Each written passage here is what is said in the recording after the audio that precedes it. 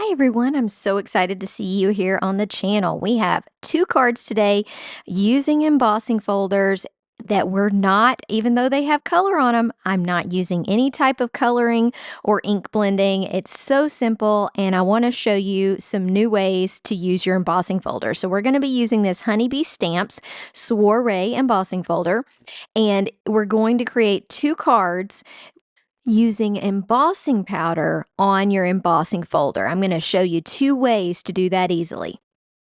Now I'm starting with an A2 size card, and you see that I'm adjusting this inside the folder. Because this has a center area where we can put a sentiment, I want to make sure that I have it evenly in the center of this paper. Now if you don't want to worry about that, you can cut a larger size paper and then do your cutting down to A2 after that, but for me this is easier. I sent this through the die cutting machine, and here is what we end up with. Gorgeous on its own, even before we put any type of embossing powder on it, but the embossing powder is just going to make it more awesome. I'm grabbing a sticky mat, and for this technique, having something to adhere your piece of paper to really helps. I'm going to add some anti-static powder over the entire panel. Make sure you do a good job powdering this, and that will give you less, it'll make sure that our embossing powder sticks to where it needs to. Now, this first technique is what I would call ink swiping. So we're going to use a clear ink, the embossing ink from Wow, and we're going to carefully, that's the reason I'm pressing this down to the sticky mat, carefully swipe over the top. We're trying just to hit only the raised areas. So you're doing this very lightly. You don't want to squish all the ink into the pad. You just want to be able to hit and run over the 3D portion of this. And I have definitely practiced with this, so I do this a lot, and you kind of get the feel for it. So you may take a couple of times that you need to practice, but you'll get the feel for just touching those areas. Next, we're going to start with our lightest blue color. Pro tip, probably not a good idea to pour your embossing powder over your sticky mat. Sticky mats do wipe off, but not the best idea on my part here. I'm going to add this light blue to a few areas of this folder, and just do it randomly, because when you shake it off, you're still going to get some of that coverage. And I'm going to only do two colors of blue that will all be linked in the description below. But I just thought that these two colors look really nice together, and they give a great contrast. So now I'm going to take my darker blue and start filling in the areas that are left over and tapping it off. So just kind of fill in where you want to. You can always add more of the light blue. You're just going to need to change out your coffee filter so that you're not getting these two colors mixed together. Some of that may happen anyway, just from fallout, but for the most part, I was able to keep those separate. I realized I think I want just a little bit more dark blue in this corner, so I'm going to go ahead and pour some on there.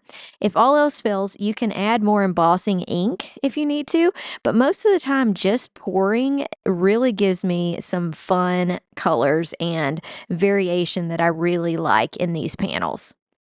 Now remember, we rubbed the ink over the top of this raised area. This is going to be a little different than our next card. So remember, we're using the raised side right now. On our next card, we're going to do the opposite. So I'm still just adding different colors and kind of placing them where I want to. You do have to be careful with your panel, because you don't want to rub off any of that excess and leave a little blank spot from your embossing powder. Now, those small mistakes are very easily fixable. If you've got a few pieces of powder in this white area that you don't need to be there, just take yourself a little brush, kind of break up the static, and you'll see I keep lifting it to the camera. What I'm doing is blowing on the panel. So once I loosen a few pieces, I'm blowing off that panel. You can also flick the back of it if you want. Once again, I'm doing this over my sticky mat, not advised, but that's how it goes. Now, when you're ready to heat this, using some type of tweezers, these are tweezers that are called reverse hold tweezers. It's nice to get a good hold on your piece so that you can use the heat tool to get all of this embossing powder melted. Just be careful with your fingers, and make sure when you're placing your little tweezers that you're not hitting any of the places you want to heat up or knocking off the embossing powder, so you don't leave a little white spot right there. So sometimes when you heat it up, there's a little area, especially when you're doing these 3D embossing folders, because everything sticking up on the front of the card is at different levels to make that 3D look. You may need to go in and fix some white areas with your embossing pen. You could use your embossing multimedia brush. I think the pen is easier with these kinds of details. And so I'm just going to go in and add a little bit of detail through here and add a little bit more of our embossing powder to cover up these couple areas that were white. Here's how the panel looks. It looks very good. I'm going to stamp hello in the middle with polished silver. And when I did this, I realized that silver looked pretty amazing. And I thought, we can really make our own embellishments. We're going to keep this card to pretty much all embossing. So I decided to grab my mixed media brush, which if you haven't used this tool from Wow, it's definitely worth a purchase. So this is their embossing ink with like a paintbrush, kind of like a nail polish applicator that you can apply specifically to areas. Now, what I love about it is it applies a lot of ink, but to the specific area that you put it in. This gives your embossing more, I don't know. I would say it almost makes the embossing stand up more. So what I'm doing, I'm going to call these palm fronds. I don't know what they are in this folder, but I'm going to follow from the middle towards the outside, just trying to get at least the bottom third to 2/3 covered with ink. Then I'm going to double emboss, which means I've already got embossing taken care of on this panel. I'm going to emboss it again with silver. This is a way of just adding more interest to your panel, and it coordinates with that beautiful hello in the middle. I have finally decided that I don't need to mess up my sticky mat anymore and moved that away, so no worries on that one. And then I'm going to add this silver. Now in pictures this is hard to see, but look at how the bottom parts of those little palm fronds are silver. They are going to look so amazing when we heat them up. I'm going to continue this silver all the way around the middle, but you just heat until you've melted that middle silver and it looks so nice. It's just quite a nice extra touch. So I'm going to continue with this process all the way around this center hello, and I'll show you what it looks like. And here's what it looks like. Can you see that silver all around the center of this card? I'm going to show you another way to use your embossing powders, but this one is so fun. Okay, let's move to card number 2 and some more techniques. We're going to start with an A2 size piece of paper. We're going to use our anti-static powder all over this. You see that I have the embossing folder open. The piece of paper is laying on what people often refer to as the debossed side. This means that the impression on that part of the embossing folder sinks in. And then we're going to put embossing ink on the raised part. So on both of these two cards, when we're applying embossing ink, we're applying it to raised surfaces. But generally what we're doing by applying it to the folder is actually going to push that embossing ink down into the paper, almost like more of a letterpress than a raised up image. So let me show you the difference.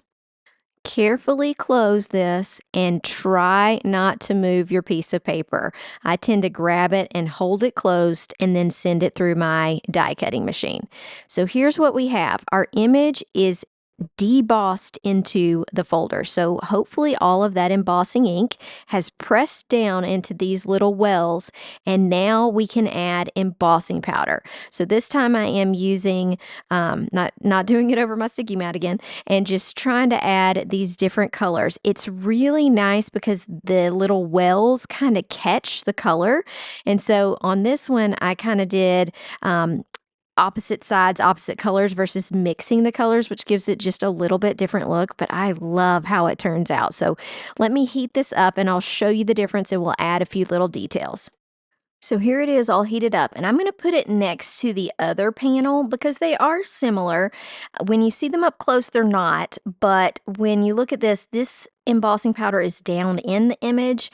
This embossing powder, and this is before we add the silver to it, is standing up. Let me try to zoom in and see if you can see these better. So to me, the left one is more airy and kind of abstract, and the right side is a little bit more detailed. I don't know why that is. I think it's because the embossing powder is confined to a specific area and there's no little overlaps, but I love how they both look. So I used the same sentiment just to kind of keep it consistent. This hello from an Altenew pack that I have. Of course, I will put all of this in the description for you so you will have the items that I used. And I'm going to do this in that polished silver, add just a few little details, and we will be done with this card. Now, I would highly suggest polished silver if you haven't gotten this powder yet. It makes such a cool look. So I'm going to heat emboss this middle, and we're only going to use the silver powder on this one in or on the sentiment, and then I'm going to add these little metallic pearls, just 4 of them around the edges here, just to keep it simple. But do you see how easy this could be to just make those quick cards that you need, create multiple at the same time, or create a pack of cards because you can just color coordinate these embossing powders. No coloring necessary. How nice is that? We don't have to strain our hands. All we have to do is just dump a little bit of powder on it. Okay, let's look at these up close. So I'm going to hold each one up and then we're going to do kind of a side angle so you can see this. Look at how beautiful that silver turned out on those edges. Just so easy. And if you don't own anything but embossing powder, very easy to do. This one we added those few little pearls and the image is depressed into the paper. Okay, so it gives it a little bit more, to me, defined look than the other one. I also kept the colors kind of in separate corners, so that makes that just a little bit different versus just randomly putting it on. You'll see there's always a little bit of grunginess to these. None of them are perfect because when you are putting the powder on, you may get your ink a little bit off, but it doesn't matter. It looks amazing on both of these. And just think, you could change up the sentiment. You could make so many cool cards just with a couple of embossing powders and one embossing folder. I hope you enjoyed this video. Thank you so much for joining me today. Make sure you hit the like and subscribe for the channel. Everything I used will be linked in the description, so grab those products if you need them. Have a great day. Bye!